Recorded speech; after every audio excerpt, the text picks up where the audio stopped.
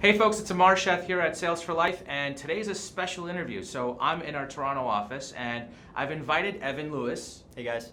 And Evan is a sales team lead at a leading employee advocacy company that you might know called PostBeyond. So I'm super excited Evan's here because on this edition of the Social Success Factor, I want to drive a couple of points home, especially around using social media as a part of your overall sales process. Not just on its own, but as a part of the overall sales journey. So let's get started. So Evan, thanks again for being here. Yeah, thanks for having me. I hope you like our office. I love it. Okay. So I want to start off by asking you, why social in sales? Like, what's the point of using social media in the sales process? For sure. So, at the end of the day, what I've found is sales is all about relationships, right? So it's really about getting to know someone as best you can if you're going to sell to them, if you're going to actually, put your product into their hands and make them successful. So how are you supposed to do that in today's world, right? So, obviously, you can email them, you can cold call. I started out at PostBeyond as an SDR, right? So I started out kind of trying to open deals. And, I've never really been a fan of cold calling. And so the first thing that I did was, set up my social profiles. And what that enables you to do as a salesperson, if someone, if you send them an email or you're trying to get in touch, you're trying to sell to them, they can get to know you, right? They can understand what you're all about, not just, hey, I'm a sales guy at PostBeyond. It's, hey, I'm Evan, I've got, a diverse background. I, run a couple of different websites. I had a startup that failed, I love hockey, I love, charity, different things like that where I'm a real person, right? I'm not just someone trying to sell something, especially with PostBeyond where it's a very educational sell as well. So the fact that, I know the employee advocacy space well and, I'm blogging about it, different things like that. I've written some good content. All of that experience where if I'm trying to reach out to someone, they can look at me. If they're a savvy buyer, they're going to check me out. They're going to look at my LinkedIn. That's going to lead them to my Twitter. And those judgments they make of, if I'm a cool guy, if I know what I'm talking about, that's going to determine whether or not, they actually want to chat with me. So you're basically using it as a way to be more credible because you are credible, you know your stuff. But what you're saying is, as salespeople, they could use social media profiles like LinkedIn and Twitter to convey that expertise online now.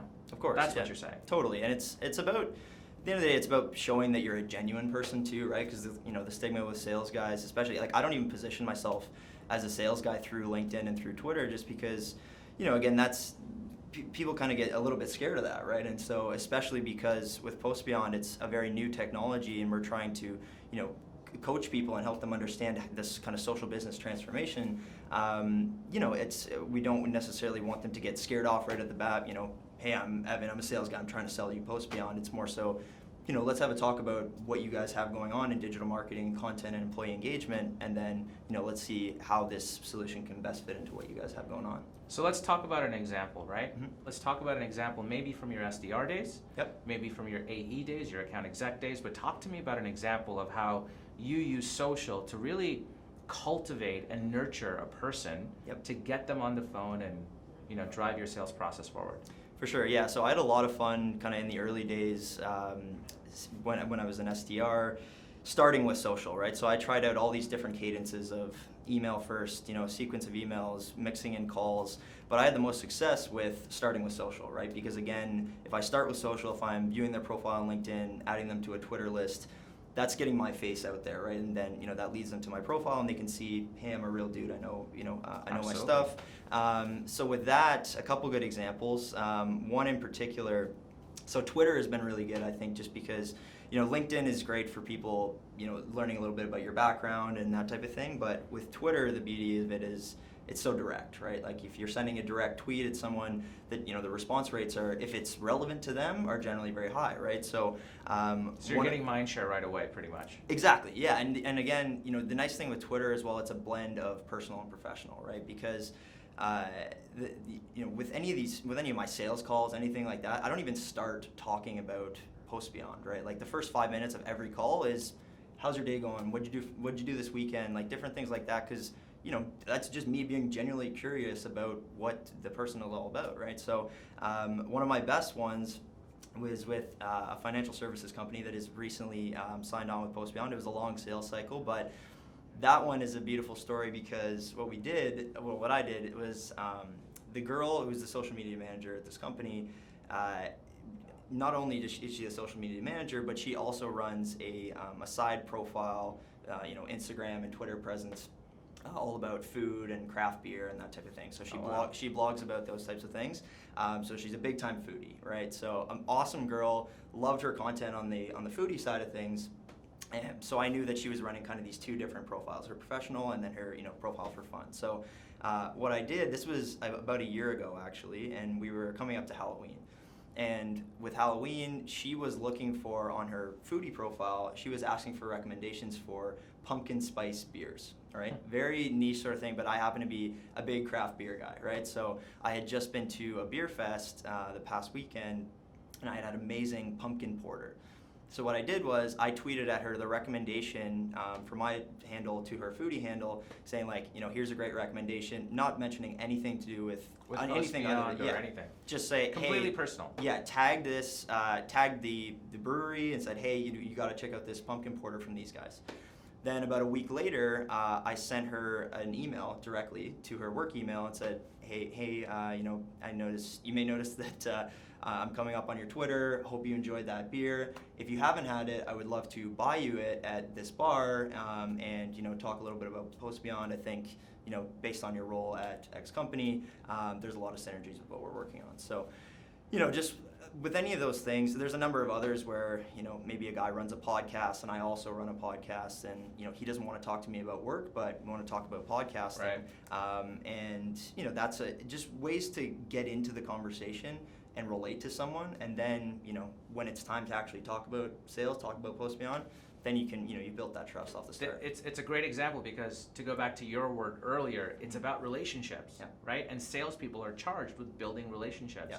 I think one of the biggest and fundamental flaws of sales today is salespeople rush into a sales pitch right away. They don't bother to get to know the prospect, know what they're about, personally, professionally, charities, their alma mater, whatever that is, right? But finding points of correlation. Totally. Just to tap into their psyche. So you do that extremely well.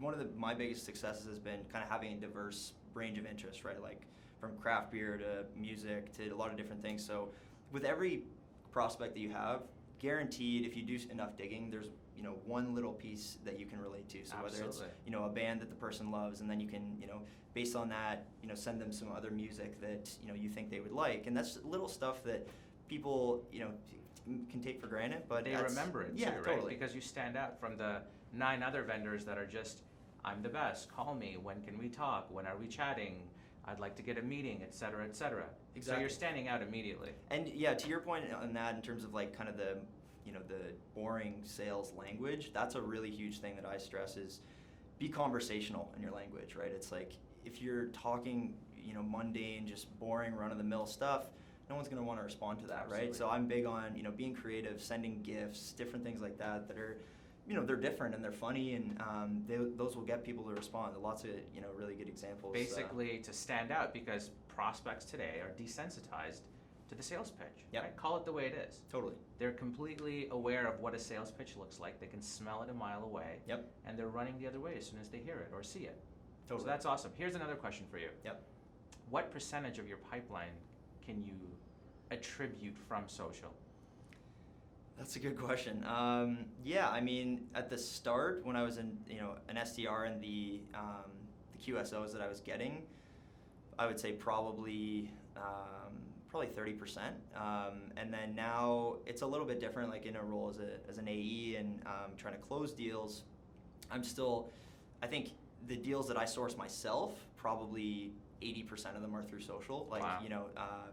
People introducing me through different means, like because obviously I've got the existing pipe that I'm getting passed from our SDRs, and I'm working that, and from there the interactions that I take with the leads that are getting passed to me, like social are the very first 5 steps to get to know that person. But Right. In terms of the leads that I'm bringing in myself to kind of supplement the pipeline that I'm getting passed, yeah, I'd say 75 to 80% is gained through social. That's awesome. But 75-80% are gained through social, but you're still using social every single deal, every single day, right? Yeah. Like, so it's just a part of your overall sales activity or your cadence. Yeah.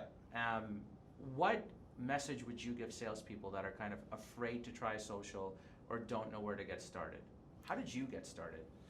Yeah, I mean, it just kind of came naturally, to be honest. I mean, I think about myself as a buyer, right? Like, I want to do research. If someone's selling to me, I'm going to look them up, right? And I want to get as much information as I can about what that person's all about, if they really know their stuff. And from that, I'm going to, make a judgment. So I just looked at, built my profiles around that and tried to make it feel like, hey, if you're landing on my LinkedIn, I'm actually talking to you as a real person, rather than it's not, Evan is a this. It's, hey, I'm Evan. I would love to get to know you. Right. I would love to connect. So, yeah, I would think, if you're building out kind of your social selling strategy, make it highly personal, right? Like, make it so that the person is going to feel like, get kind of a warm, fuzzy feeling when they Right. when they get Express to your yourself. profile. Exactly. Yeah. Totally, and show that you have a diverse range of interests and that you're an interesting person to talk to. Yeah, that's great. Folks, there you have it. Here's Evan Lewis once again, a great example of how a sales professional is starting to use social and winning deals and actually attributing a ton of his work through social now. So keep this in mind, right? I want you to take this one point away. And if there's anything you remember from this blog, this should be it. Your buyers today are different. They're going online, they're researching, conducting due diligence, exploring, all those great things. Are you where your buyer is? Because that's what we as sales professionals need to do. We have to be where our buyers are. So Evan, thanks again for being here. And folks, reach out to Evan. I'm going to leave his contact info below. Connect with him on LinkedIn. Of course, follow him on Twitter and check out PostBeyond. Thanks everyone. Have a great day. Thanks, guys.